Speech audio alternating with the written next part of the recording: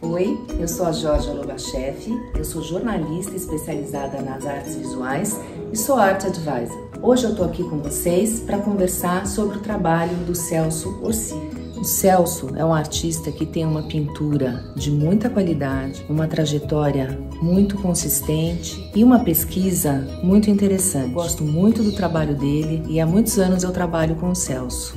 Alguns dos críticos mais importantes de São Paulo, como Maria Alice Millier e Aguinaldo Farias, já escreveram sobre o trabalho do Celso Orsini.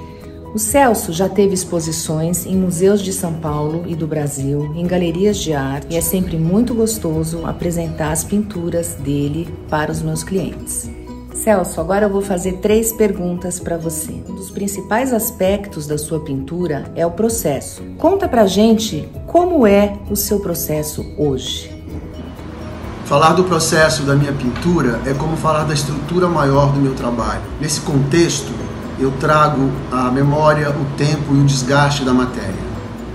Esse processo eu chamo de monotipia. A monotipia é um processo único, tem controle da quantidade de tinta que você coloca. Então essa impressão na pintura, ela cria uma série de possibilidades de matéria. E eu uso a água também para poder trazer a transparência, diluir aquela matéria grossa. Essa ação da monotipia, ela se repete por várias vezes. Muitas vezes eu nem penso que cor que eu preciso usar. Eu vou usando cores variadas, criando camadas, eu chamo de peles, ao longo do trabalho.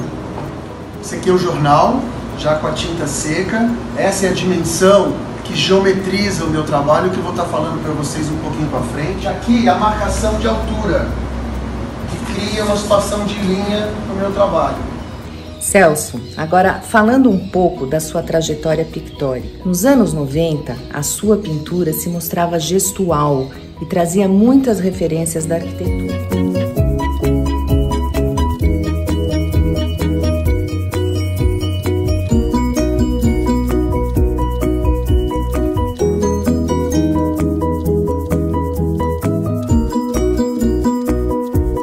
Foi a passagem desse momento para uma produção mais geometrizada? A partir de 2000 até 2004, eu comecei a rever a minha pintura, no sentido que eu deixei de lado um pouquinho a questão da figura e do fundo, que eram os protagonistas da minha pintura, e comecei a tratar um pouco mais com a geometria do meu trabalho. Nesse momento da minha pintura, que eu começo a pensar em geometria, me veio a necessidade de estudar um pouco os concretos dos anos 40 aos anos 60. Nesse momento da pintura, eu não poderia deixar de citar o Elliott Sica, a Mira Schendel, Lygia Clark, o Ivan Serpa, todos eles de grande importância nesse movimento concreto.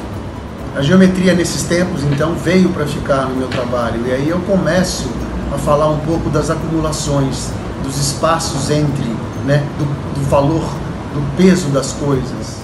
Eu sou formado em desenho industrial e essa formação me trouxe o desenho como estrutura para o meu trabalho. Alguns desenhos meus de 2009 são trabalhos em cima das imagens de Rodin.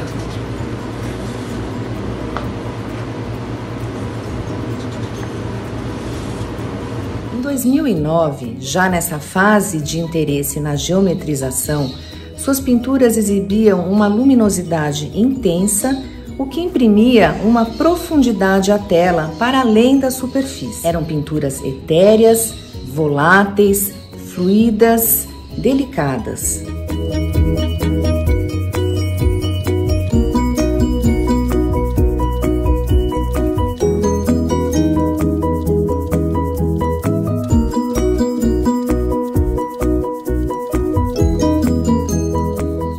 Em 2014, sua nova pesquisa transformou suas pinturas em uma organização instável de cores que se recombinam em estruturas que se organizam no espaço. Nesse sentido, quais são os grandes pintores que têm interesse para você nessa sua busca pictórica?